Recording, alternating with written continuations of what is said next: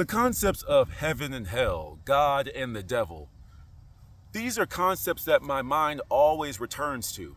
I always am open to new information.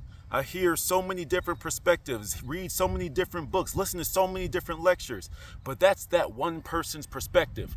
Let me see what I can extract from that makes sense in my own world. You know, one of the questions that I have is, why is it that you always have to wait until death? In all of the religions, a lot of the religions, you always have to wait until death to figure out where you go. Why do I have to wait until I die to go to heaven or hell? That's weird. That never made sense to me. This is why I've gravitated more towards the mystical, the metaphorical understanding of the biblical text, where I believe that heaven and hell are states of mind, states of consciousness, right? For example, we're at this park, right? Take this park as an example. You got two people sitting on a bench, and one is living in the hell-like state, and one is operating from Christ consciousness, right? The person in the hell-like state is going to be more negative, right? Oh, the dirt, why is this dirt here? The grass is dying out here. Oh, why the cloud block out the sun just now? All these freaking bugs, oh my gosh. Oh, who forgot to clean up their dog poop? Just angry, frustrated, always in a diseased state of mind. And that is what is going to be festering in their mind, and that's going to be the world that they experience. They're going to live in hell because hell is projected from their mind.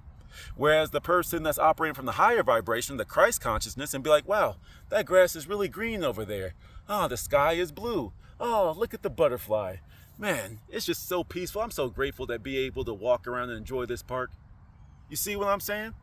That would be walking around in a state of bliss, of happiness, at ease, the complete opposite of his counterpart. You see? So that's just how I see it. I mean, it was Jesus's goal, or Jesus's goal, whatever, to bring heaven on earth, right? But this is where I get mystical with it, because earth is always a representation of the physical. So to bring heaven on earth isn't, to me, in my perspective, isn't some place, isn't a whole bunch of pretty buildings, isn't a bunch of all this type of stuff.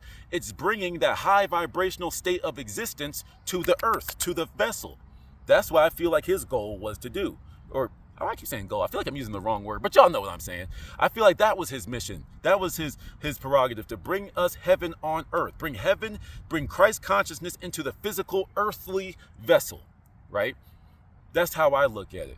But then on the other side of the coin, we have multiple places in the Bible where it says that this world is, it says that Satan, the devil, is the prince, is the god of this world. So I'm like, wait. Okay, hold on. So Satan, the devil, is the god of this world, the prince of this world. But then I was born here. Your mama, who loves you and wouldn't hurt a fly, was born here. Everyone was default born here. But this is so-called the devil's playground. Why the heck was I born here? I'm not bad. Why am I here? You know what I'm saying?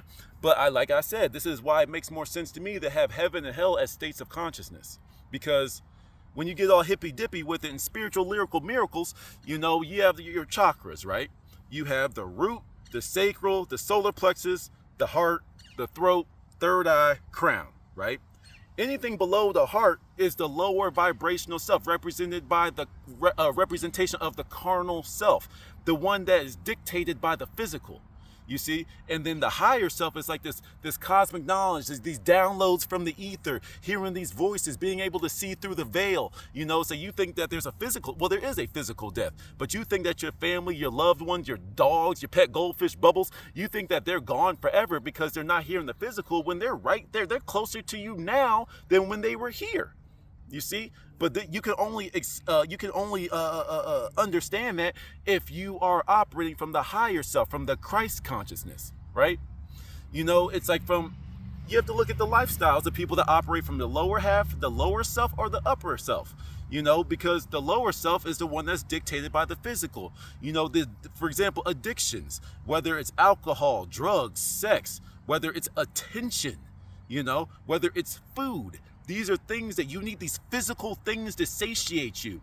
And that's the devil's playground. That's the world that we've been living in, because in order to be happy, I need this physical thing. Whereas if you're operating from the Christ consciousness, you would understand that the kingdom of heaven is within you. Jesus is within you.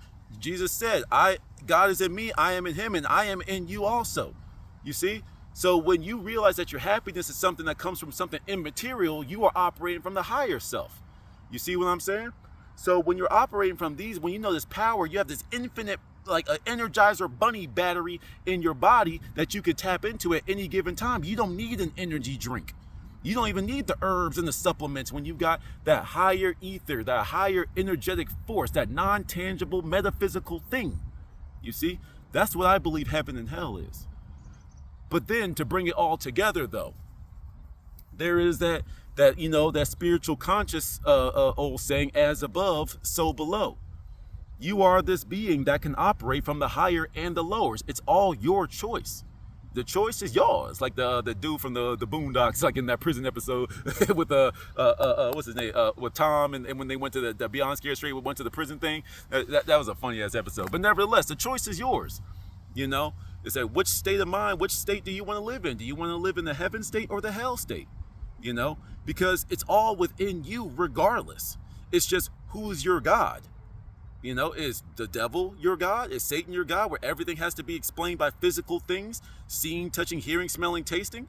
Or is it something that everything is outside your control and this higher power has got everything covered? Sometimes we operate from both. As above, so below. You know, this was also articulated and illustrated to us in a lot of our cartoons, where we had the angels and the devils on our shoulder. You know, like I said, like in the early books of Genesis, you know, it just says there's God and that's all there is.